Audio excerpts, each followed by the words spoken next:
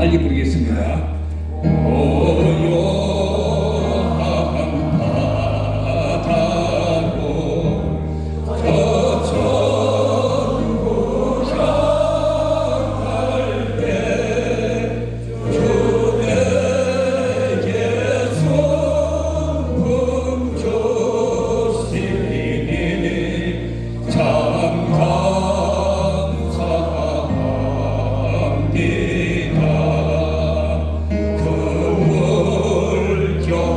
물결이 일어나 마시지 못하라 이 풍랑으로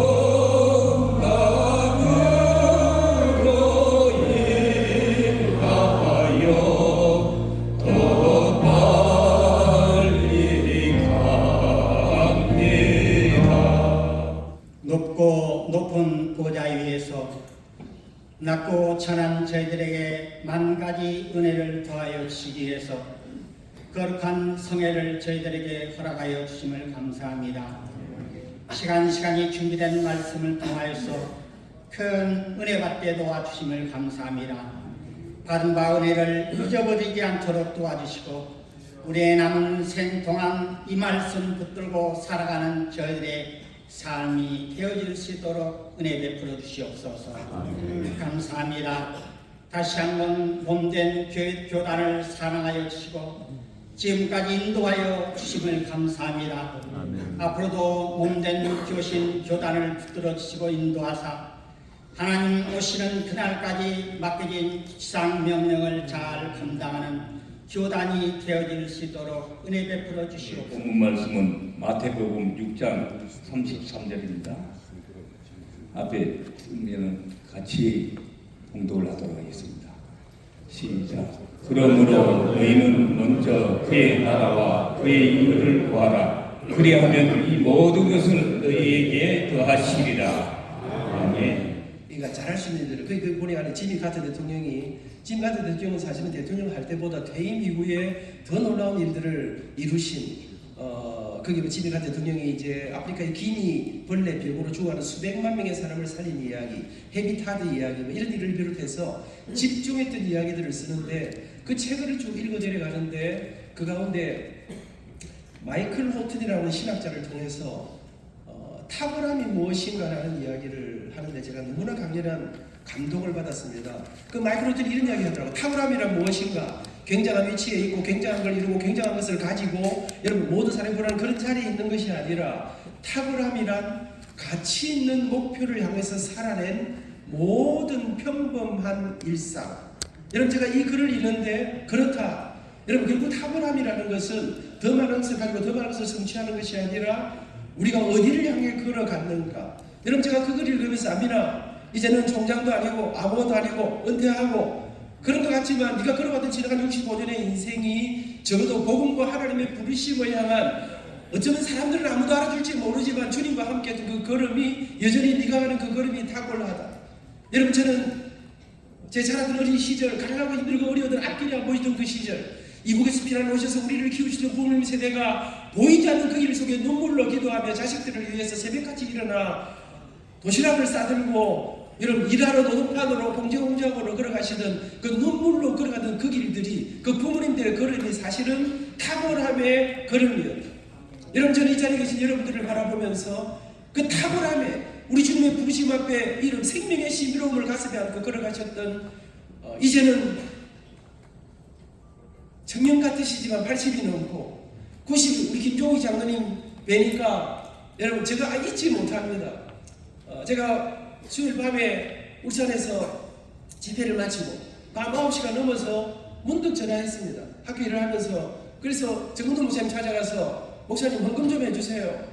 아프리카 제3세계 아이들이 몰려오는데 이 아이들을 위한 이 공간이 필요한데 그래서 제가 UPC 그냥 울산교회 이름 쓸 수는 없고 울산 프레스비테리언 처치 UPC 선교 사면센터를 만드는데 10억을 해주십시오. 그랬더니 참 정 목사님이 이제 우리 김장로님하고 사람들을 모아주시더라고요.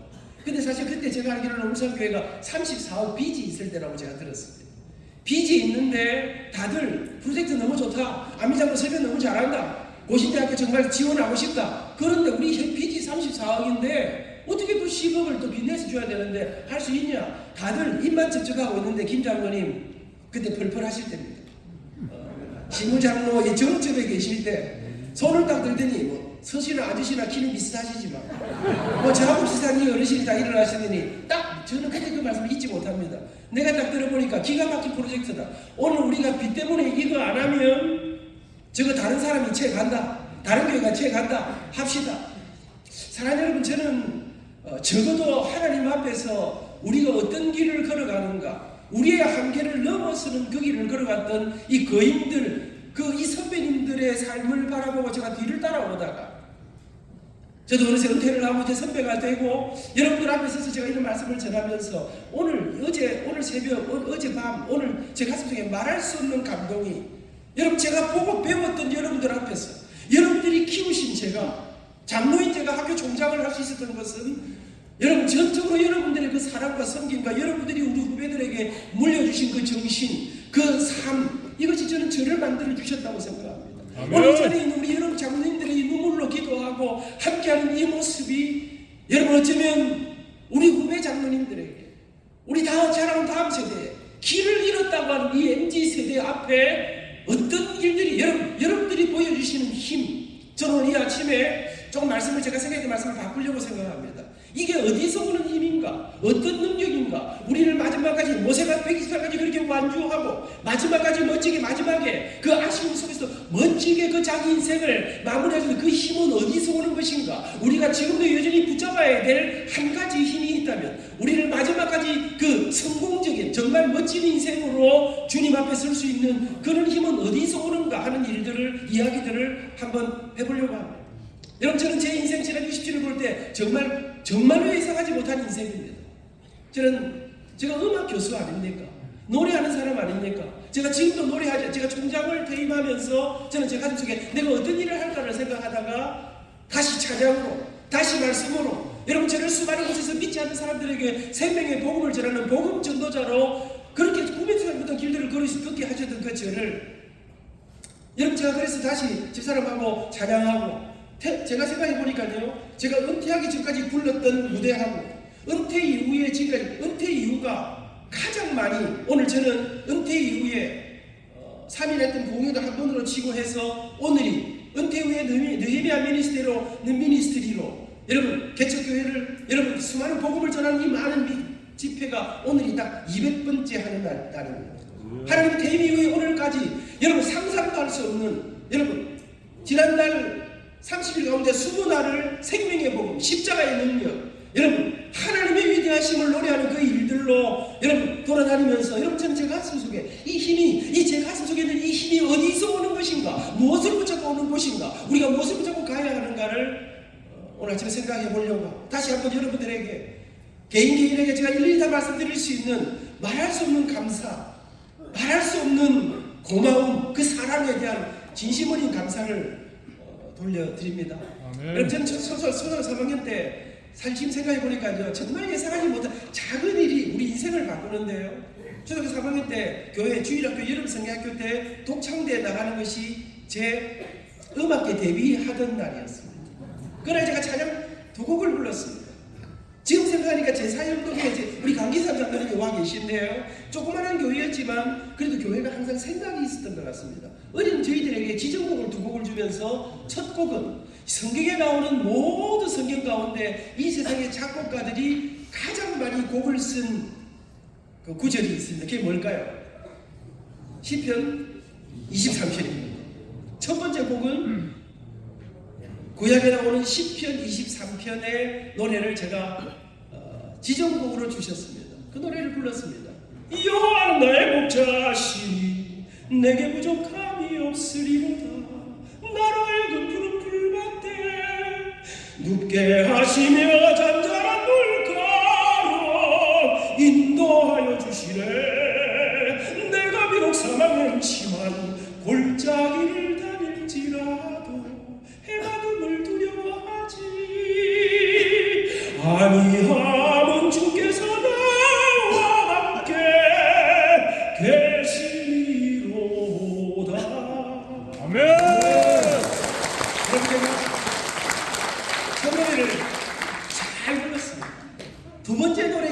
요절이 이 성경 전체의 요절이라고 할 수 있는 신약을 대표하는 구절 요한복음 3장 16절이 지정곡이었습니다.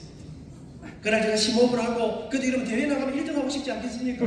이 가슴에 심호흡을 하고 하나님이 세상을 이처럼 사랑하사 독생자를 주셨으니 이는 그를 믿는 자마다 멸망하지 않고 이 영생을 얻으리로다. 이 요한복음 3장 16절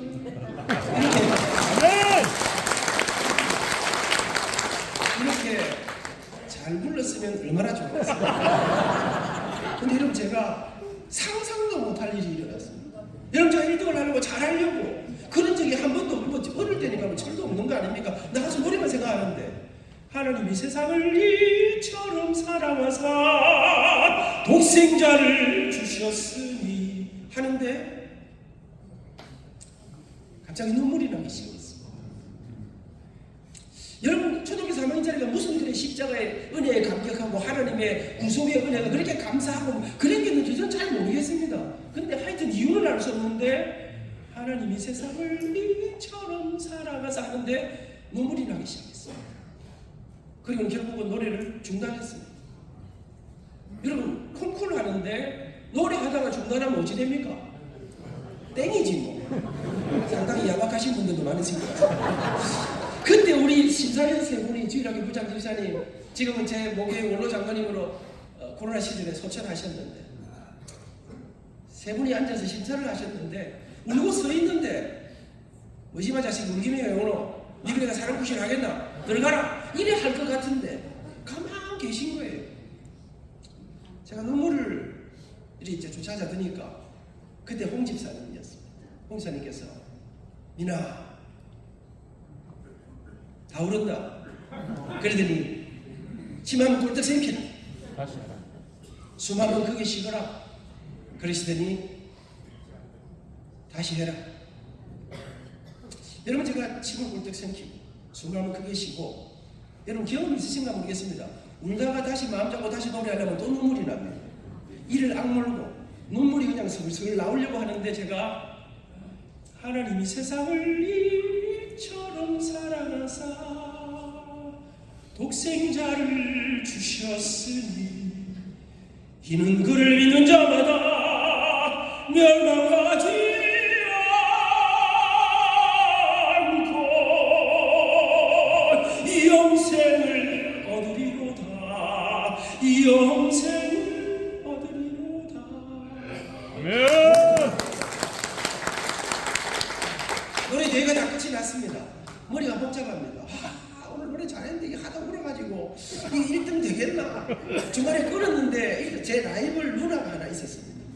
예, 그래 노래 잘하는데 근데 내가 오늘 보자 내가 노래는 잘하긴 잘한 것 같아. 근데 1등 주겠나? 2등은 안 줄까 생각하는데 이제 심사 발표를 합니다. 장려상 3등, 2등 하는데 제가 길을 쫑긋하고 있는데 저를 안 보시고 그 누나를 보면서 조성경 이렇게 이름 부르더라고요. 순간 제 머리에서 이게 뭐지? 내가 1등인가? 다른 사람이 1등인가? 하고 있는데 우리 집사님이 민아!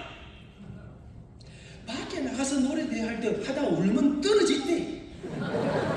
그러면서 오늘 우리 민이가 노래하다가 울 때 우리도 앉아서 같이 울었습니다. 그래서 그 선생님이 그래서 우리가 심사위원들이 가다 하라 울었지만 오늘 1등은 우리 안민이다. 여러분 저는 아멘. 저는 오늘 지금까지 하나님을 노래하며 살아가면서 제가 노래하는 사람으로 평생 하나님을 찬양하는 사람으로 여기까지 올 수 있었던 것은 그때 우리 선생님께서 그분은 사실 음악을 잘 모르는 분입니다. 한진중호 그때 대한조선공사에서 배에 녹을 깨는 깡깡이 하던데 여러분 그런데 그런 우리 선생님들은 여러분 저는 생각할 때 공부도 많이 못하셨고 노래 노자도 잘 모르시지만 우리 선생님들 믿음의 신앙의 우리 선생님들에게는 노래 이상의 콩쿨 이상의 한 영혼을 향한 그 배려와 섬김과 그 따뜻함들이 여러분 저는 오늘 제가 여기까지 오게 하신 사랑하고 존경하는 장로님, 권사님 여러분, 어쩌면 우리 후배들은 우리 이름을 다 이제 잊어버릴지 모르겠습니다. 어느 순간인가 우리가 교회 갈 때 이 어르신이 교회 처음 나오셨는가 이렇게 보는 젊은이도 있을지 모르겠습니다. 우리 장로님, 권사님들이 온 삶을 다 바치셨던 그 삶을 사람들은 잘 알아주지 못할지도 모릅니다. 은퇴하시고 새로 오신 목사님은 그 역전의 용사이신 여러분들의 그 아름다운 삶을 다 기억하지 못할지도 모릅니다. 그럼에도 불구하고 저는 우리가 섬겼던 교회와 이 시대 안에 여러 장로님들과 목사님들의 눈물과 기도와 헌신이 우리 다음 세대로 교회 구석구석의 흔적으로 여러분 위대한 흔적을 그 흔적들이 남아있어 다 이 시대를 지탱하는 힘이 되었다고 믿습니다. 아멘. 저는 이 거룩한 힘들이 다음 세대로 개선되어야 된다고 믿습니다. 우리가 붙잡아 계승해야 될 여러분 오늘 새벽과 오늘 저는 이 오전 시간에 함께 여러분과 함께 다시 그것을 일깨우고 새롭게 한번 생각해 보기를 원하는 것입니다. 세상을 살아가는 모든 사람들의 마음속에 공통된 소망, 바람, 기대, 꿈 그런 게 되면 그게 무엇일까요? 그것은 잘 살고 싶다, 멋지게 살고 싶다, 성공하고 싶다, 내가 세상의 모든 사람이 부러워하는 행복한 인생을 살고 싶다. 여러분 누구도 불행하게 살고 싶은 사람은 없습니다. 다 멋지고 아름답고 근사한 인생, 행복한 인생을 살고 싶어 합니다. 그래서 사람들은 생각합니다. 어떻게 하면 성공할까? 돈을 많이 벌면, 높은 지위에 올라가면, 출세하면, 여러분 멋진 빌딩을 가지면, 학위를 받으면, 여러분 우리를 성공으로 이끌어줄 많은 것들을 생각하고 이것을 갖기 위해서 최선을 다해 달려갑니다. 그래, 그때가 오면 행복한 인생이 펼쳐질 것이야. 여러분 제가 자라던 이 시절을 생각해 봅니다. 우리 부모님 세대는 가난이라고 하는, 여러분 제대로 입을 것도 먹을 것도 없던 그 시절, 제대로 공부할 수 없던 그 시절, 우리 부모님 세대는 이런 생각했습니다. 그래, 내 아이들 제대로 먹이고 제대로 입히고 제대로 공부시키는 그날이 올 수 있다면 그때는 좋은 날이 안 오겠나? 그때 우리 부모님들은 자식들을 키워내고 이 아이들을 먹이고 입히고 공부시키는 일에 당신들의 모든 전부를 쏟아 부었습니다. 제가 자라던 학창 시절, 어린 시절에 우리나라에 한국이 음악을 참 좋아하는 나라입니다. 우리 여러분 근데 그 시절에 우리 다 대한민국 전체를 뒤집었던, 뒤덮었던 노래가 두 곡이 있습니다. 노래 하나는 새벽에 눈 떠뜨기 전에 청소차들이 온 지저분한 나라를 돌아다니면서 새마을 노래를 새벽종이 울렸네 새아침이 밝았네, 그리고 새마을 노래를 들어줍니다. 그리고 낮에 다니면서 노래 두 곡을 교대로 들어줍니다. 또 한 곡이 있습니다.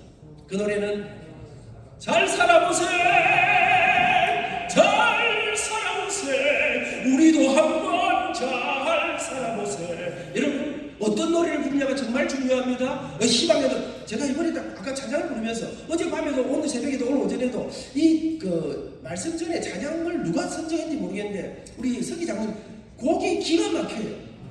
적절히 짧으면서도 적절히 감동적이고 우리가 볼 때 이 찬송성이 역시 우리 임원진들이 대단하시다 이런 생각이 들어집니다. 우리 회장님 존경을 드립니다. 여러분 제가 그런데 이 노래를 어떤 노래를 부르는지 어떤 사람이 조사를 해봤습니다. 가수들이 부르는 노래 가운데 조사를 제가 해보니까요, 죽는 노래 너무 많이 부르면, 깝깝한 노래 너무 많이 부르면 빨리 죽고, 그러니까 여러분 어떤 노래를 부르냐가 너무 중요한데, 여러분 잘 살아보세를 외치면서 온 나라가 이 노래를 부르면서 온 삶을 다 바쳤더니 우리나라가 세계 역사에 없는 세계에서 제일 부자 나라, 제일 잘 사는 나라, 제일 잘 있는 나라, 제일 잘 먹는 나라, 제일 편리한 나라가 됐습니다. 여러분 그때가 오면 좋은 날이 될 것이다. 그때가 오면 정말 행복한 날이 될 것이라고 우리 부모님 세대는 생각했습니다. 근데 여러분 이게 웬일입니까? 그래서 세계에서 제일 잘 먹고 제일 잘 입고 우리나라가 대학 진학률 OECD 국가에서 랭킹 1위의 나라가 됐습니다. 그때가 오면 정말 좋은 날이 올 줄 알았습니다. 근데 여러분 이게 웬일입니까? 작년 1년 동안 우리나라 사람이 약 12,000명이 자살했습니다. OECD 국가 안에서 자살률 랭킹 1위입니다. 돈이 그렇게 많아졌는데 여러분 가난하고 힘들고 어려워서 자살하는 거 그런 건 절대 안 되지만 이해를 하겠습니다. 근데 그런 사람들 말고 말입니다. 어마어마한 재산을 가지고 어마어마한 인기를 받은 사람들이 어느 날 그 모든 것 남겨놓고 죽음을 택합니다. 우리나라가 OECD 국가 가운데 이혼율 랭킹 1위입니다. 여러분 이제는 가정들이 막 무너집니다. 가난하던 그 시절, 어려웠던 그 시절, 먹고 살 데거리가 없던 그 시절, 우리 부모님들은 여러분 한국의 남편들이 정말 나쁜 짓 많이 할 때 우리 한국의 어머니들은 가정을 지켜냈습니다. 그런데 이제는 여러분 나라를 바라봅니다. 가난하고 어려울 때 그때도 많은 어려움이 있었지만 낭만이 있었습니다. 여유가 있었습니다. 최소한의 넘을 수 없는 선들을 지키는, 근데 오늘 나라가 이렇게 부자 나라가 됐는데 세계 역사에 있는 이런 일들을 써냈는데 하나님 이렇게 놀라운 일을 주셨는데 나라가 좀 살벌해진 것 같습니다. 뭔가 멋이 없어진 것 같습니다. 이상하다. 여러분 저도 제가 장가갈 때 제가 25에 결혼했습니다. 정진이하고 연애하다가 결혼했습니다. 그런데 결혼할 때 우리 집에는 많은 빚이 있었습니다. 아버지가 세상 떠나시면서 제게 많은 빚을 물려주셨습니다. 여러분 그래서 우리 교회 중소기업원에 진정하시는 우리 조현우 집사님에게 중소기업원에서 돈 500만 원 융자해가지고 신혼살림을 시작했습니다. 사랑하는 여러분, 그때부터 우리 어머니를 모시고 살고 있습니다. 42년 동안 여러분 가난한 집에서 시어머니를 모시고 살면서 돈 한 푼 없는데 아내와 저는 이를 악물고 살았습니다. 허리띠를 동이고. 그래, 방 한 칸만 늘어날 수 있다면, 어머니 용돈 좀 넉넉하게 드릴 수 있다면, 아이들 공부 하나만 해줄 수 있다면, 그래, 이 빚이 좀 없어질 수 있다면, 그때는 우리 집에 모든 것이 용자로 통했습니다. 건축원금 너무 하고 싶었습니다. 근데 돈이 없었습니다. 근데 제가 다녔던 교회는 진짜 좋은 교회였습니다. 상가에 있으면서 교회가 폭발적인 부흥을 하면서 헌금이 너무 하고 싶은데 돈도 없고 용자도 못 내고, 그런데 우리 교회가 헌금 작정하면 용자는 교회가 알선해 준다고 그랬습니다. 진짜 좋은 교회였습니다. 여러분 그래갖고 정말 그때 돈으로 진짜 돈도 없는데 이 가슴속에 불이 나는데 나도 그 기적의 이야기들 한번 경험해 보고 싶은데 그래가지고 1,000만 원 작정했습니다. 그랬는데 그 정말 융자 알선을 해주시더라고요. 그거 갚는다고 죽는 줄 알았습니다. 여러분 그런 시절이었습니다. 여러분 제 가슴 속에 이를 악물고 그래 이 빚만 없어지면 이 융자만 없어지면 이 천세가 없어서 여러분 그러면서 열심히 살아. 그때는 좋은 날이 안 오겠나. 근데 여러분 정말 열심히 살았더니 정말 최선을 다했더니 조금씩 형편이 좋아지기 시작했습니다. 어느 날 제가 눈을 들었는데 어느 날 생각하는데 이상한 생각이 들었습니다. 이상하다. 왜 모두가 행복을 향해 성공을 향해 달려가는데 그러면 이쯤 되면 우리 선배들 가운데 저같이 서가지고 여기쯤 오면 행복이 있단다, 여기쯤 오면 멋진 인생이 펼쳐진단다, 한 100억쯤 벌면 말이야, 회장님이 되면 말이야, 빌딩을 사면 말이야, 여러분 이런 사람이 많아야 될 텐데 성공을 향해 행복을 향해 달려가는 사람은 많은데 나는 진짜 행복하다, 나는 정말 멋진 인생이었어, 이런 사람이 많지 않은 거예요. 이상하다. 이게 뭘까? 왜 모두가 행복하기를 원하는데 돈 많은 사람은 많은데 뭐 이런 사람 많은데 높은 자리에 올라간 사람 많은데 대통령이 되려고 그렇게 난리를 쳤는데 저 대통령이 되셨는데 왜 별로 행복이 안 보일까? 여러분 제 마음속에 이게 뭘까 생각하다가 어느 날 그렇다, 오늘 우리가 이 시대가 중요한 거 한 가지를 놓치고 있다는 생각을 하게 돼. 그게 무엇입니까? 사람들은 생각합니다. 어떻게 하면 성공할까를 생각합니다. 그 성공의 조건을 생각하면서도 정작 가장 중요한 한 가지, 성공이 무엇인가는 생각하지 않는 거 아닐까? 행복하기를 원하고 행복의 조건은 가지려고 최선을 다하면서도 정작 정말로 중요한 행복이 무엇인가는 생각하지 않는 거 아닐까? 여러분 성공이 무엇일까요? 행복이 무엇일까요? 아이들이 많이 보는 동화책 가운데 이상한 나라의 앨리스라는 책이 있습니다. 요즘은 이게 뭐 뮤지컬로 뭐 만화로 막 나오는데요. 읽어보셨는지 모르겠습니다. 이렇게 책에 보면 앨리스가 이상한 나라에 빠져들게 됩니다. 여기가 어디지? 하고 길을 찾다가 앨리스가 한 길을 선택합니다. 길을 찾아 돌기 시작합니다. 아무리 돌아도 길이 나오지 않습니다. 돌다 보면 그 자리고 돌다 보면 그 자리고 그렇게 하루 종일 뺑뺑이를 돌다가 앨리스는 저녁에 지쳐서 쓰러집니다. 아, 내가 이렇게 이상한 나라에 빠져서 죽게 되는구나. 그렇게 쓰러진 앨리스 앞에 고양이 한 마리가 지나갑니다. 그 고양이 이름은 채시어라는 고양이입니다. 앨리스는 고양이에게 수고를 떠기면서 질문합니다. 고양이야, 채셔캣, 내가 길을 잃었단다. 내가 어디로 가면 좋겠니? 내게 갈 길을 좀 가르쳐다오. 그때 고양이가 길을 안 가르쳐주고 한 가지 질문을 던집니다. 너 어디 가니? 어디 가는 길을 찾니? 그때 앨리스가 말합니다. 어디 가는지 모르지. 내가 어디 가는지를 모르지만 하여튼 내가 갈 길을 좀 가르쳐다오. 그때 고양이는 앨리스를 비웃듯이 바라보면서 한마디를 던지고 자기 길을 떠납니다. 너 어디 가는지 모르면 아무데도 못 가. 여러분 어디 가는지 모르면 아무데도 못 가는 것입니다. 성공이 무엇인지 모른다면, 행복이 무엇인지 모른다면, 여러분 오늘 이 시대가 성공을 그렇게 꿈꾸면서도 성공이 진짜 성공이 무엇인지를 놓치고 살아가는 이 시대, 모두가 행복을 꿈꾸면서도 정말 행복이란 돈에 있지 않고 성취에 있지 않고 높음에 있지 않고 그것이 무엇인가를 잃어버린 이 시대에 여러분 저는 오늘 저와 여러분들 세대를 향해 더 많은 것을 가져라, 성공하라, 출세하라, 이것을 넘어서 진짜 성공은 무엇인가?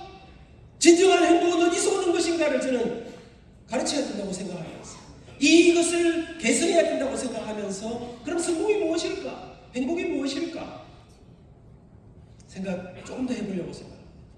제가 4월달에 미국에 집회를 가면서 강의를 준비하다가 미국에, 여러분 요즘 오늘 이 시대 최고의 화두가 무엇이겠습니까? 오늘 우리에게 가장 큰 문제가 무엇입니까?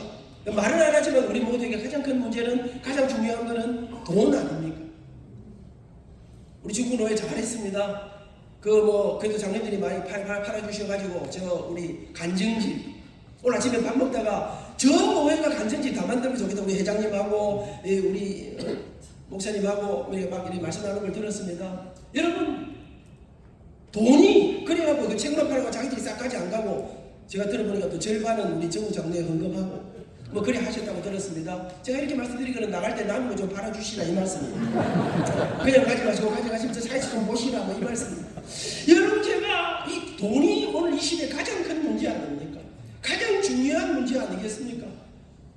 그래서 제가 미국 가면서 오늘 이 기업, 여러분 돈 벌기가 얼마나 어렵습니까? 여러분 돈을 많이 번다는 게, 여러분 저는 백세 학교를 하고 제가 학교 모금을 하고 이러면서 진짜 이 돈을 번다는 게 돈을 만만치 않은 일인데, 조사를 해봤습니다. 미국의 500대 기업, 미국의 500대 기업의 평균 수명이 얼마쯤 되는가? 사업을 해가지고 여러분 일가를 이루고 여러분 얼마의 역사를 계속되는가 조사해보니까, 제가 옛날에 조사할 때는요 45년 50년이었습니다. 근데 이번에 조사해보니까 미국 500대 기업의 평균 수명이 22년 23년. 여러분 요즘 이런 기업들이에요, 정말 생존 자체가 너무나 어렵고 만만치 않은, 생겼다 없어지는 기업들이 너무 많습니다.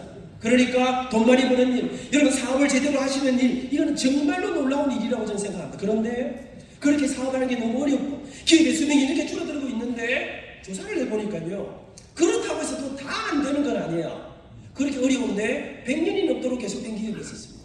거기다가 돈도 많이 못 번 기업이 아니라 세계에서 돈을 제일 많이 번 기업들이 있었습니다. 거기다가 여러분 기업을 하면 중간에 편법도 쓰고 이상한 짓 하다가 욕도 먹고 막 지탄을 받고 하는데, 세계에서 가장 존경받는, 역사도 100년이 넘고 돈도 많이 벌고 존경받는 기업들이 있었습니다. 이런 기업들을 학자들은 영속하는 성공기업이라 이렇게 지었습니다. 이런 기업이 어디에 있습니까? 이제 우리나라에 100년 기업이 생기기 시작했는데 주로 기업의 역사는 미국이나 유럽 쪽에 많이 있습니다. 어떤 회사들이 있습니까? 3M, 존슨앤존슨, 월트 디즈니, 여러분 이런 회사들도 각 분야별로 이 영속하는 성공기업들이 있었습니다. 학자들이 이상했습니다. 아니 도대체 뭐 어떻게 해가지고 100년이 넘도록 계속되고 돈도 많이 벌고 거기다가 사람들에게 존경까지 받는다, 그 비결이 무엇일까를 조사해 보았습니다. 그 중에 제가 오늘 한 회사를 예를 들어 드리려고 합니다. 제가 2001년 2000년 미국에 교양교수로 갔습니다. 한국에서 분주하게 살다가 저하고 정원사하고, 그때 정말 저희들이 그때도 사실은 갈 때가 아니었습니다. 그런데 계속해서 하나님께서 어디만 가면 기도만 하면, 안민아 니는 실력도 없는 게 공부도 좀 더 하고 부족한 게 더 쌓아, 더 훈련해라. 여러분 그러면서 제가 어느 날 그래 일단 접고 미국 가서 공부를 조금 더 해야 되겠다 생각을 하고 ICT를 얻어서 미국에 교양교수로 갔습니다. 한국에서 너무 분주하게 살다가 딱 미국 가니까 딱히 별로 할 일이 없는데, 여러분 사람이요 열심히 살다가 갑자기 아무것도 안 하면 아픕니다. 저는 몸살 이런 거 잘 하지 않습니다. 근데 미국 딱 갔는데 머리가 아프고 열이 나는데, 여러분 아시겠습니다만 미국이 의료보험, 병원비 엄청 비쌉니다. 뭐 가가지고 뭐 조금 진찰하고 뭐 이러면 뭐 300불, 또 뭐 주사 맞고 약 받고 이러면 300불, 40만원. 우리나라 어떻습니까? 진찰하고 다 하고 주사 맞고 약 받고 5,000원. 이게 세계에서 이런 나라 없습니다. 여러분 그런데 제가 몸살이 왔는데 병원 가기 조금 그래서 제가 아는 집사님 되겠죠. 집사님 제가 몸살이 왔는데 머리가 아프고 열이 나는데 병원을 가야 될지 이러더니, 아니 몸살 가지고 병원 가는 사람이 어디 있어요? 그러면서 슈퍼마켓 다녀오세요. 정보사님하고 빨리 가서 슈퍼 가가지고 그 타이레놀 사서 드세요. 그래서 이 사람이 달려가서 타이레놀 사왔습니다. 미국은 처방전이 필요한 약들은 그 슈퍼에서 많이 판매하고 있어요. 먹었습니다. 금세 나왔습니다. 2달쯤 지났는데 증세는 약간 다른데 또 몸살이 왔어요. 살갗이 아픈데 이거 왜 이러지? 근데 제가 보니까 증세가 달라서 그 약을 먹긴 좀 그래서 제가 또 전화를 했습니다. 집사님 제가 몸살이 왔는데 살갗이 아프고, 그랬더니 아니 지난번에 사놓은 타이레놀 다 드셨어요? 그 보약 가는데 왜 이렇게 열심히 많이 그렇게 많이 드세요. 그래서 제가 다 먹은 건 아니고요. 정세가 좀 다른데 그랬더니 드셔보세요. 먹었습니다. 금세 나왔습니다. 제가 2년 동안 미국 살았는데요. 미국 사람들은 이 수술하는 거 말고는 웬만하면 다 타이레놀 먹고 해결하는 느낌이 들 정도로 이 약을 많이 먹더라고요. 당시에 이 존슨 앤 존슨이 만든 타이레놀의 해열 진통제 분야에서 전 세계 점유율이 약 한 30% 정도 됐어요. 아무도 안 놀라시는데 놀려야 되는 이야기. 무슨 말입니까? 존슨 앤 존슨의 타이레놀이 벌어주는 돈이 어마어마하다는 것이죠. 그런데 문제가 생겼습니다. 1982년 어느 날 미국의 시카고 지역의 한 슈퍼마켓에서 어떤 사람이 여러분 팔려고 전시해 온 타이레놀 약병 안에다가 시아나산이라고 하는 독극물을 집어넣습니다. 우리나라 말하면 청산가리입니다. 이 약을 먹고 8명이 죽었습니다. 아무도 안 놀라시죠? 우리나라는 한 800명 죽어야 조금 죽었다. 우리나라는 이 나라는 작아도 다들 간이 커가지고 웬만한 일에는 놀래지를 않지 않습니까? 그런데 여러분 미국이 발칵 뒤집어졌습니다. 야, 그 세상에 사람을 살리는 약을 먹고 사람이 죽었습니다. 이 발칵 뒤집어 온 나라가 난리가 났는데 이 존슨 앤 존슨의 최고 경영인, 회장님, 사장님, 상무, 정무, 최고 경영인들이 비상 회의를 소집했습니다. 여러분 밤새도록 이 대책을 연구해야 될 것 같은데 회의가 5분 만에 서서 5분 만에 2가지 결정을 하고 회의를 마칩니다. 이런 결정을 했습니다. 하나는 지금까지 우리가 만들어서 판매하기 위해서 미국 50개 전역에 배포해놓은 모든 타이레놀을 다 수거해서 땅속에 폐기 처분합니다. 그렇게 하는데 당시의 돈으로 약 1억 달러의 돈이 필요했습니다. 지금 돈으로 한 사람은 1조가 넘는 돈입니다. 역시 안세가는 안 변하십니다. 우리가 돈은 없어도 가는 큰 거 아니겠습니까? 또 하나는 이 약들을 다 폐기 처분하기로 결정하고 또 하나는 회장님이 미국 전역의 주요 언론사들을 전부 다 여러분 이 사건은 빨리빨리 안 좋은 사건은 빨리빨리 대충 조용하게 덮어야 되는 거 아닙니까? 그런데 이 사건을 미국 전역에 대대적으로 알리기 시작했습니다. 우리 회사에 이런 사고가 났습니다. 8분이 안타깝게 돌아가셨습니다. 우리는 또 한 사람이 인생을 막기 위해서 지금 약들을 폐기 처분하고 있습니다. 아직 폐기된 약들을 다루실 때 유의하시기 바랍니다. 이 소식이 미국 전역에 여러분 퍼졌습니다. 그러자 심각한 문제가 주가가 그냥 휴지 조각으로 곤두박질 치기 시작합니다. 그러자 주주들이 벌떼처럼 일어나 데모하기 시작했습니다. 회장실 문을 열고 들어와 회장의 멱살을 잡았습니다. 이것뿐 아니었습니다. 여러분 타이레놀뿐 아니라 그 어떤 약도 사람들이 손을 안 댑니다. 그러니까 현금이 돌지 않습니다. 유동성에 문제가 생기면서 심각한 타격이 회사에 몰려옵니다. 이러자 직원들이 밑에 지금 회장님, 사장님 이분들의 정책 결정에 따라 지금 행동하는 직원들이 데모하고 들고 있는 거예요. 아니 우리 회장님 정신 나가신 거 아니에요? 우리 사장님 도대체 뭐 생각이 있어? 미국이 얼마나 넓었다는데 시카고에서 사고가 났는데 시카고 시골과 변두리에서 사고가 났는데 미국이 여러분 얼마나 넓었다입니까? 여러분 아니 시카고만 버리든지 아니면 캘리포니아만 버리면 일리노이 쪽으로만 버리면 되지. 비행기 타고 4시간을 가야 하는 캘리포니아를 버리고 하와이를 버리고 이 도대체 이 말이 되는 소리를 해야 우리 회장님 사장님이 도대체 무슨 생각이 완전히 뭐 가버렸나? 포기해버렸나? 직원들이 들고 일어나 항명을 하고 여러분 난리가 났습니다. 그러자 흉흉한 소문이 존슨 앤 존슨이 곧 망한다. 곧 무너진다. 근데 여러분 이상합니다. 회사가 위기 속에 빠졌는데 온 나라가 난리가 났는데 길이 없어 보이는데 이 회장님, 사장님, 상무, 전무는 이 정책을 포기하지 않습니다. 왜 이럽니까? 거기에는 중요한 이유가 있었습니다. 이 존슨 앤 존슨이라는 회사는 100년 전 이 회사의 창업주로부터 오늘의 얘기까지 기업을 시작하면서 이 회사를 이끌어가던 리더십들에게 대대로 계승되는 한 가지 정신이 있었습니다. 우리 회사가 이 땅에서 사업을 하며 돈을 벌면서 때로 우리가 기업이 손해를 좀 보더라도 어려움을 당하더라도 때로 다른 거는 다 포기할 수 있지만 우리가 절대로 포기할 수 없는 우리가 어떤 경우에도 지켜내야 하는 우리가 목숨 걸고 지켜내야 할 가장 중요한 가치 그 가치 중의 가치 최고의 가치인 핵심 가치라고 합니다. 코어 밸류라는 것을 이 기업이 가지고 있었습니다. 존슨 앤 존슨이 가진 핵심 가치 1번에는 이런 말이 들어있었습니다. 존슨 앤 존슨의 최고의 가치는 돈이다, 성공이다 그런 말이 들어있지 않고 존슨 앤 존슨의 최고의 가치 1번에는 존슨 앤 존슨의 최고의 가치는 우리가 궁극적으로 절대로 포기할 수 없는 가장 소중한 가치는 고객의 생명, 고객의 건강, 사람들을 향한 섬김과 나눕니다. 사랑하는 여러분, 기업을 하면서 돈을 버는 사업을 하면서 그들에게 첫 번째 가치가 돈이나 성공이 아니라 사람, 생명, 섬김, 나눔이었습니다.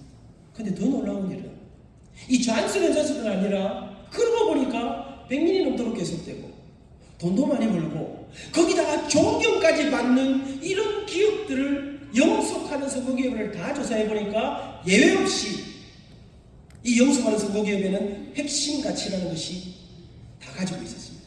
그런데 놀랍게도 영속하는 성공기업들이 가졌던 핵심 가치의 1번에는 한결같이 돈이나 성공이 아니라 거기에는 사람이, 생명이, 섬김이, 나눔이 들어있었습니다. 학자들이, 신학자들이 아닙니다. 경제학자들이 이 기업들에게 이름을, 별명을 하나 지어주었습니다. 뭐라고요? 비전 기업이라. 무슨 말입니까? 돈을 따라가는 기업이 아니라 꿈을 따라가는 기업이라. 성공을 따라가는 기업이 아니라 그보다 더 큰 가치를 붙잡고 달려갔는데, 여러분, 이분들이 말하는 게 돈은, 성공은 우리가 붙잡고 달려가는 것이 아니라 돈은 그 핵심 가치를 붙잡고 달려갈 때 돈은 따라오는 것이고 성공은 따라오는 것이고 가치는, 부흥은 따라오는 것이다. 이것은 제가 연구한 건 아닙니다. 이 이야기는 성공하는 기업들의 8가지 습관이라고 하는 책에 나오는 예화 중에 하나입니다. 그럼 존슨 앤 존슨이 어떻게 되었습니까? 풍전등화의 위기 속에 회사가 휘청거리고 정신을 못 차리는데 이상한 운동이 일어나기 시작했습니다. 이 사건이 일어났던 시카고 시골 마을에서부터 존슨 앤 존슨을 살려야 한다. 기업의 운명보다, 기업의 이윤보다 고객의 생명과 안위를 더 소중히 여기는 이런 기업을 살려야 한다는 운동이 영혼의 불길처럼 일어나기 시작했습니다. 그리고 이 사건이 일어나기 전보다 존슨 앤 존슨은 더 많은 사람들의 신뢰와 사랑을 받는 그런 기업으로 세워지게 됩니다.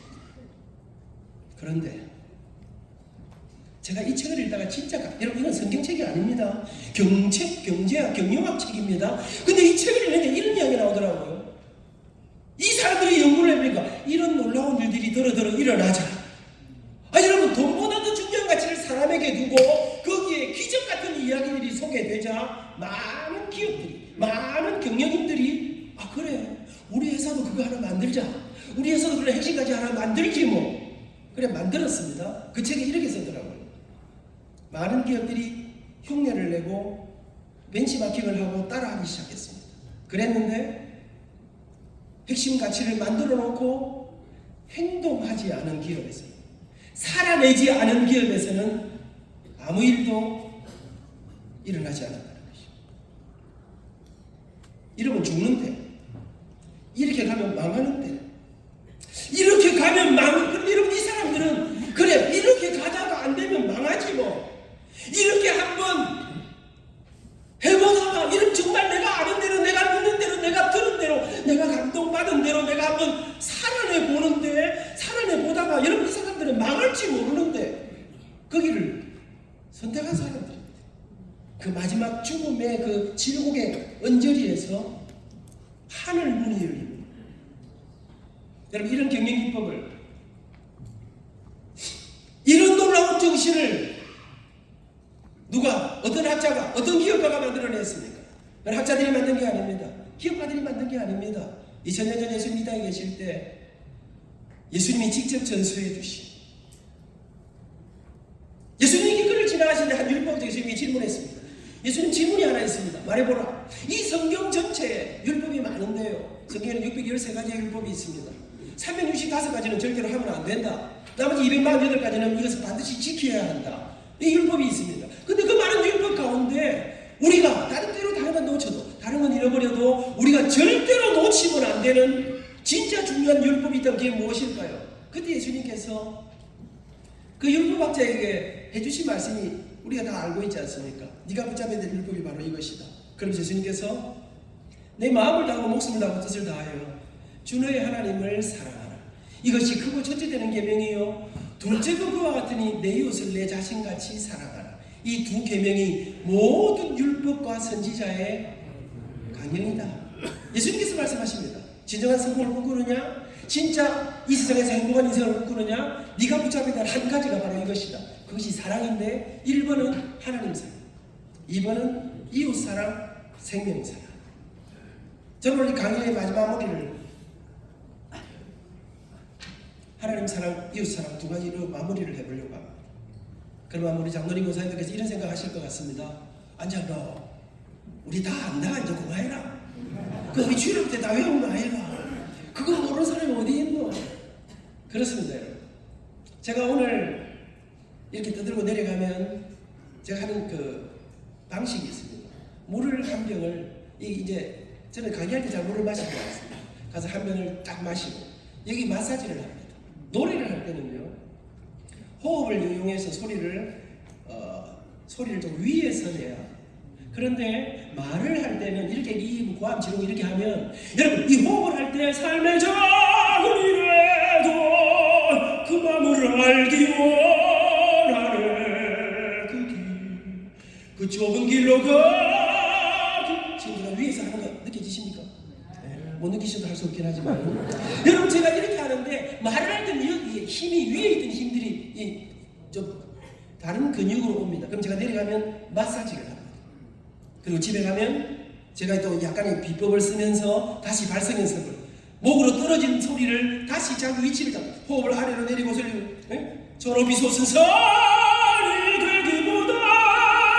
여러분 나이가 들면 들수록 이제 옛날에는 젊음으로 하루밤 자고 나면 목이 다 괜찮고 이랬는데 이제는 나이가 들면 뭐로 가느냐? 테크닉으로 가야 돼요.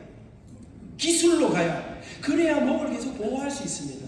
여러분 그래서 여러분 저만 그런 게 아닙니다. 우리나라에서 노래 제일 잘하는 조수미가 세계를 다니다가 노래가 좀 힘들 때 다시 그는 90이 넘은 발성 선생님한테 가서 그 선생님은 노래도 못합니다. 그런데 소리를 딱 들으면 수미야 소리를 목에 힘을 빼, 어깨에 힘을 빼. 여러분 타이거 우즈가 말입니다.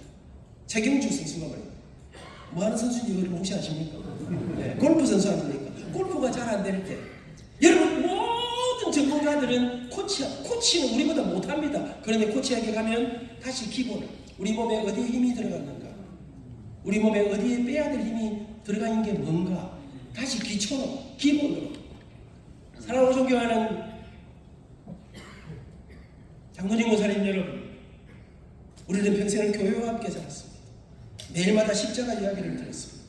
매일마다 주님의 교회에서 기도합니다. 근데 어느 날부터인가 그 십자가 이야기로 우리 눈에 눈물이 메마른 적은 혹시 없으신지요?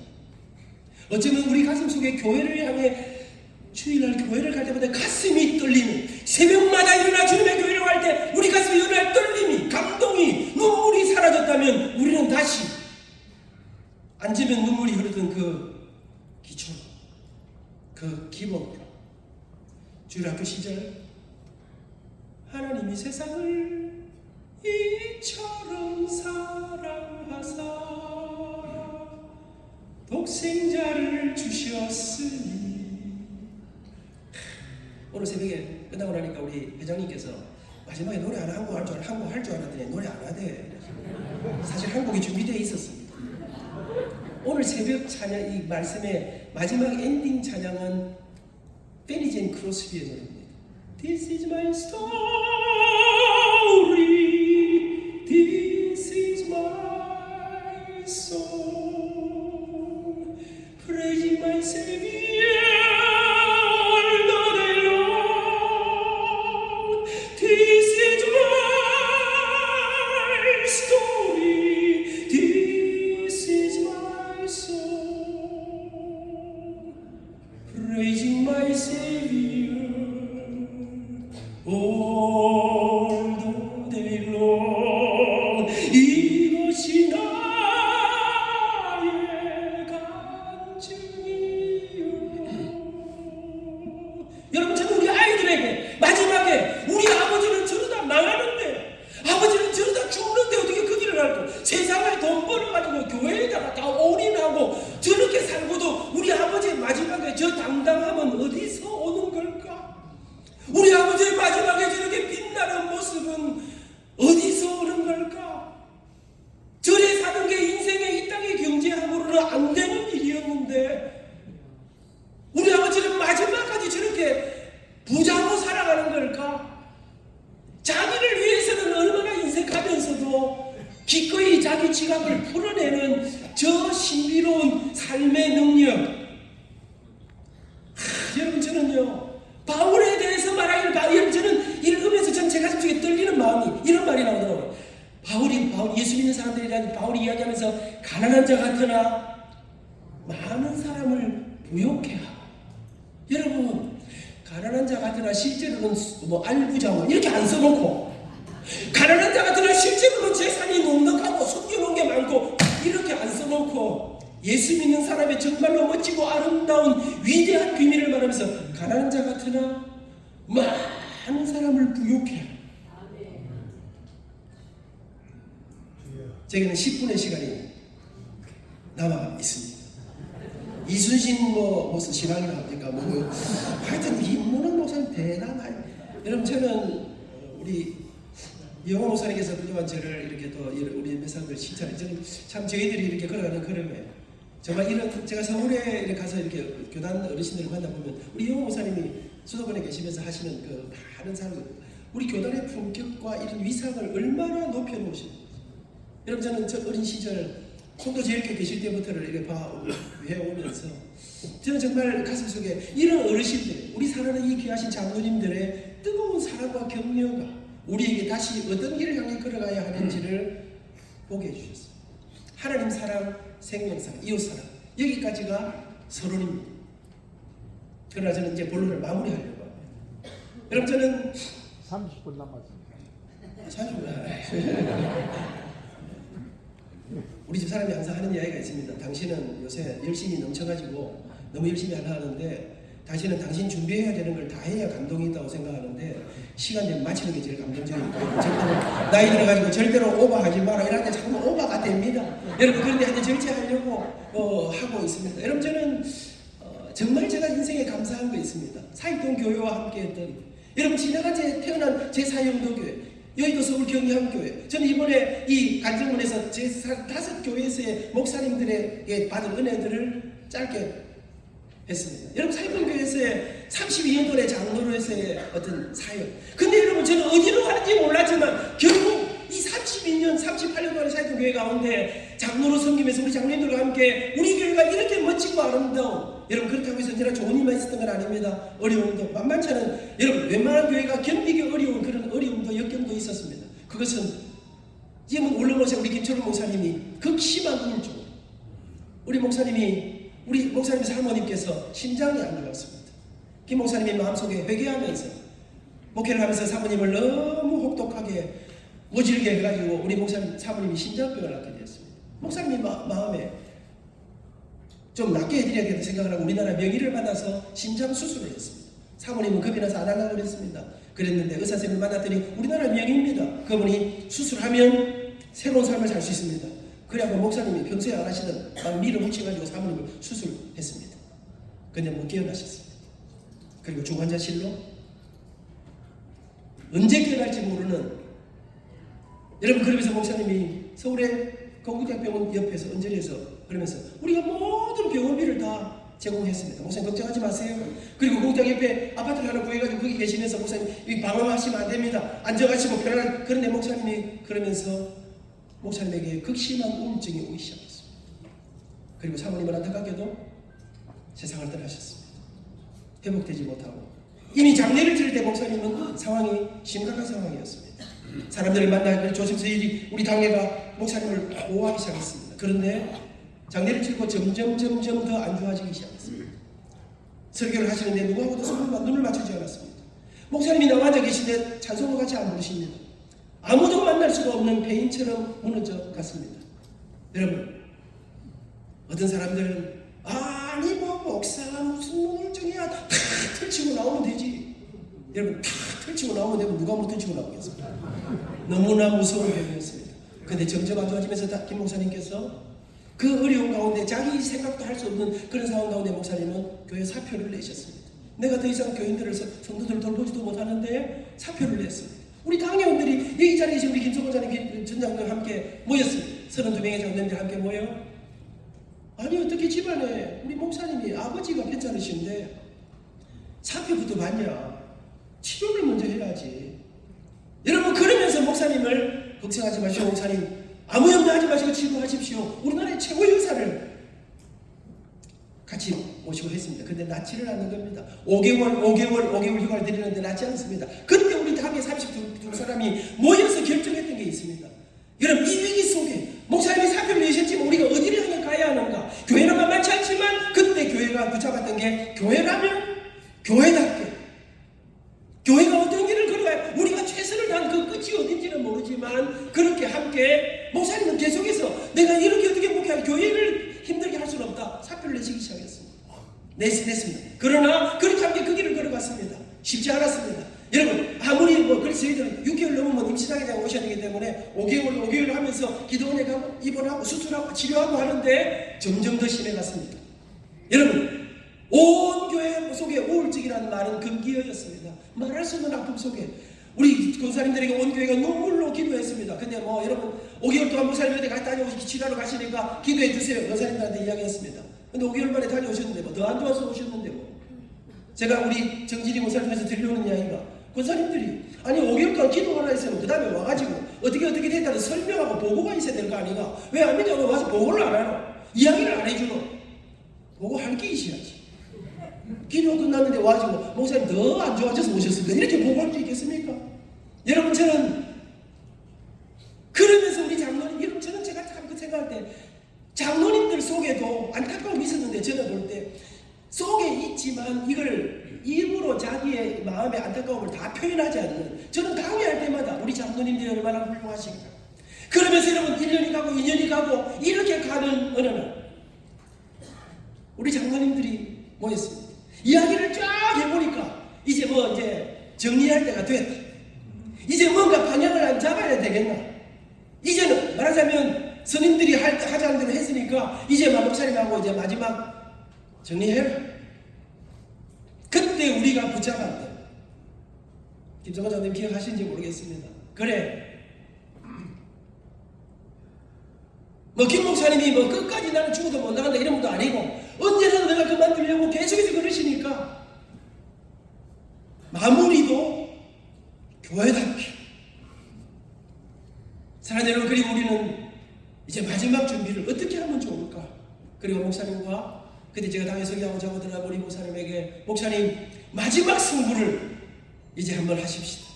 그리고 우리 김 목사님 내부는 열방대학으로 들어가시고 그 내부는 그때 1년쯤 지났을 때 목사님 완전히 폐인처럼 됐을 때 우리 교회가 강권해서 김 목사님 1년이 지난 후에 장가를 보내드렸습니다. 여러분, 제가 그때 보니까요, 목사님 그렇게 힘드신데도 그 여성분들 중에는 상당히 그 자원하는 분들이 많으시더라고요. 그래서 제가 목사님 이력서 한 몇 장 정리해서 올려드릴까요? 목사님 절대로 안 하시나 하는데 목사님을 사랑하시는 우리 몇몇 분들이 함께 이렇게 해서 강권해서 정말 준비된 사모님을 결혼시켜야 되는데 사모님이 결혼하고 말도 못하게 고생하셨죠. 그리고 어느 날 한 2년 6개월이 지나고 이제 저는 안 되는 것 같다. 그리고 제주 열방대학에 6개월을 다녀오시고 마지막 인도의 아우리치를 다녀오셨습니다. 그런데 여러분, 이제 모두가 다 끝났다. 이제는 안 되는 것 같다. 그때 여러분, 제가 제 마음속에 누군가 한 사람 책임져야 된다. 아무리 그런 목사님 일이지만 그래도 우리 교회가 그래 저는 사표를 목사님 은혜 다녀오시면 그래도 내가 사표를 내야 됩니다. 사표를 썼었습니다. 그런데 여러분, 그 절망의 언저리에서 인도 끝자락에서 그때 김 목사님이 들은 이야기입니다. 인도 오지에 끝날에 너무나 가난한 사람을 보는데 그 사람 눈에 정말로 행복한 그 눈빛이, 그때 목사님 이런 생각하셨대요. 저 사람은 예수도 안 믿고 아무것도 없고 얻어먹고 살아가는데 저 사람이 있는 저 얼굴에 있는 저 미소, 저 행복, 나는 목회자가 돼서 목사가 돼서 도대체 약 없이는 잠도 못 자고 아무것도 못하는데 그런 생각이 드시더래요. 그리고 돌아오면서 하나님, 돌아가서 첫 번째 첫날, 나은지도 잘 모르시겠더래요. 첫날 설교를 마무리하게 해주시면, 무사히 마무리하게 해주시면 하나님이 저를 만지신 줄 알았습니다. 4월 세생명 축제하면서 내 목사님이 오셨어요. 그날 올라가셔서 말씀을 전할 때 우리 교인들은 다 울면서 가슴이 조마조마했습니다. 목사님 나으신 인가 안 나으신 인가. 그래서 월요일날 식사하면서 제가 목사님 우리나라 의사선생님들 이야기 들으니까 이 병은 나으셔도 약을 계속 평생 드셔야 된다던데 요즘 약을 잘 잡수고 계십니까? 그랬더니 목사님께서 안장로 제가 어거지로 인도로 떠나면서 공항에서 혼자 하나님 약 없이는 아무것도 할 수 없는 저 교회 앞에 너무나 무력한 저 양떼들 앞에 아무것도 할 수 없는 제가 이제 갑니다. 저는 이제 하나님 앞에 제 인생을 맡깁니다. 약 포기하 그리고 인천공항 쓰레기통에 몇 달 먹어야 될 약을 쓰레기통에 다 버리고 저한테 장로님 인도 갈 때부터 저는 약을 다 포기했습니다. 여러분 그때 우리 교회가 여러분 김 목사님께서 그 절망 속에 고통할 때 우리 교회가 목사님의 치료비 이런 거 다 했습니다. 그랬는데 여러분 사모님이 돌아가셨습니다. 여러분 김 목사님이 정말 양심적이었다고 생각합니다. 자기의 모습을 바라보면서 내가 빨리 교회를 그만둬야 안 되겠나. 교회는 작고 목사님은 그만둘라 하고 여러분 그리고 병원병 다 됐습니다. 사모님이 돌아가시고 조의금이 제가 1억 몇천만 원 들어갔습니다. 그랬는데 목사님과 가족들은 1억도 안 남기고 그 전액 교회가 우리 가정을 여기까지 돌봐줬는데 전액을 다시 교회로 헌금했습니다. 여러분 적어도 우리 교회가 목사님은 돈 때문에 자기의 생존 때문에 쫀쫀하게 사는 분이 아니고 우리 신뢰와 믿음이 있었습니다. 다시 재혼하실 때 우리 교회가 모든 경비를 여러분 저는 예수 믿는 것은 폼나야 된다고 생각합니다. 멋져야 된다고 생각합니다. 인간의 계산을 넘어서는 하나님 사랑, 이웃 사랑이 가장 기본이 교회라고 하는 여러분 이 우리 영적 가족인 우리 가운데서부터 일어나는 여러분 그리고 목사님은 회복되시고 부신의 총회장 정말로 놀랍고 아름다운 사연을 하시고 은퇴하시고 근데 우리 장로님들이 이제 목사님이 완전한 것은 제대로 은퇴하실 때 그날 이후 우리 김 목사님은 여러분 제가 그때 장로님들 아시는지 모르겠어요. 갑자기 우리 교회 설립하신 장로님 김용건 장로님이 전화가 왔어요.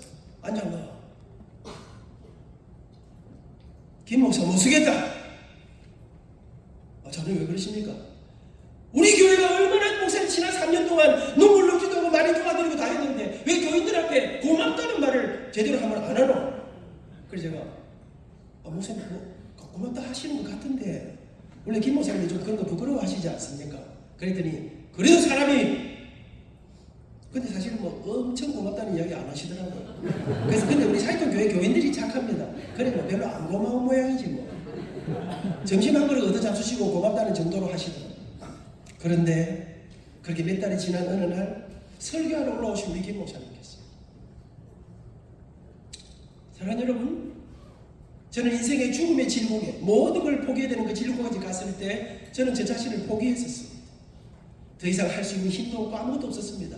그런데 포기한 날을 절망한 날을 무너지는 날을 우리 사이동 교회가 제 손을 놓지 않으셨습니다. 여러분이 끝까지 제 손을 잡아주셔서 오늘 제가 이곳에 있습니다. 나는 앞으로 생명을 살리고 사람을 살리고 약하고 어려운 사람들을 살리는 목회에 내 삶을 드리고자 그날 갑자기 여러분들의 사랑과 손길이 아니었으면 그러면서 교회가 눈물바다 그때 제가 깨달은 거 하나 있습니다. 여러분 우리가 대수술하고 돌아오시면 바로 아무것도 못 먹었으니까 갈비, 정식 뭐 이런 거 잡수십니까? 미움부터 시작하지 않습니까?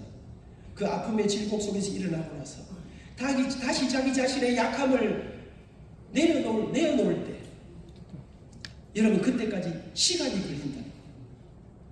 그날 이후 그 역동적인 목회 여러분 목사님이 마지막 마무리하실 때가 하이라이트로 가요. 저는 이것이 교회라면 교회답게 하나님 사랑, 생명 사랑 장로님과 장로님들 사이에 우리가 서로 함께 걸어갈 때 저는 말씀을 마무리하려고 합니다. 저는 이 땅에 우리가 부름을 받고 그가 주님의 교회를 섬기는 사람으로 이제 우리는 인생의 후반전을 살아가고 있습니다. 여러분 우리에게 적어도 마지막 소까지 저 힘이 어디서 올까? 힘이 어디서 오는가? 가장 높은 곳에서 가장 낮은 곳으로 내려올 때 여러분 이게 가장 그것이 예수님이 우리에게 보여주신 그 예수님이 가장 높은 하나님이 사람이 되신 여러분 우리에게 그래 이거 하다가 교회를 가슴에 부둥켜 안고 우리 자녀들에게 그 일 속에 여러분 저는 지난날을 돌아봅니다. 어떻게 제가 종장을 하면서 하나님이 놀라운 그 기적의 이야기들 40년 동안 고신대학을 섬겨오면서 베푸신 돌아보니까 오늘 제가 제목으로 삼은 부르심 이끄심 더하심 이것은 제 인생의 후반전을 시작하면서 지나간 67년을 한꺼번에 보는데 그 전체를 한마디로 요약하면 하나님의 부르심이 무엇입니까? 하나님이 부르시고 부름받은 사람은 부르신 분이 시키는 일을 하십니다. 적어도 내가 내 일을 한 게 내 사업을 한 것이 아니라 하나님이 나를 부르신 그 위대한 길을 걸어가는 우리 자녀들에게 하나님 사랑 생명 사랑 사람을 살리고 사람을 세우고 사람을 섬기는 여러분 저는 지난 목요일날 저녁 홍대 중심 우리나라 최고의 젊은이들이 모이는 그곳에 수많은 여인이 그곳에서 저녁 7시부터 저와 우리 느헤미야 미니스트리 함께 가서 그들에게 복음을 전파하고 1시간 반 동안 생명의 복음을 선포하면서 67살의 젊은이들과 함께 그들에게 다시 우리를 여러분 이 젊은이들이 가장 힘든 게 무엇이냐 이 젊은이들은 논리적이지 않으면 안 받아들인다는 겁니다. 그런데 성경은 초논리입니다. 여러분 성경은 신비입니다. 근데 그 신비를 논리적으로 그들의 가슴속에 그렇게 초논리로 예수 그리스도의 길을 따라 모두가 꼭대기로 올라가려고 할 때 내려가는 그곳에 생기는 이 위대한 하늘로부터 오는 힘 사랑하는 여러분 이 힘은 하나님 사랑 이게 무엇입니까? 하나님이 우리 역사를 주관하시고 그 하나님이 우리를 구원하셨고 그분이 당신의 아들을 주셨고 그분이 오늘도 우리의 삶을 인도하신다고 하는 이 믿음의 고백으로부터 시작했습니다. 그 주님을 사랑하고 그 주님이 그렇게 사랑하신 하나님이 세상을 이처럼 사랑했어요. 목포가니까 이렇게 읽더라고요. 하나님이 세상을 허벌나게 사랑했어요. 사랑하는 여러분 그 주님의 마음을 심장을 가슴에 담아 다시 사람을 살리고 사람을 사랑하는 죽어가는 영혼을 향한 생명의 복음을 전하는 이 위대하고 놀라운 그 삶에 우리를 드릴 때 하나님은 여전히 우리를 기적의 사랑, 은혜의 사랑 모세가 했던 그 아름다운 삶처럼 우리도 그 위대한 주님을 노래하면서 우리 후손들에게 힘있게 살아가는 여기에 진정한 행복이 있다. 예수 그리스도의 십자가 안에 놀라운 하늘의 행복을 이 땅 가운데 누리며 살아가는 귀하고 복되신 우리 장로님 교사님들 될 수 있기를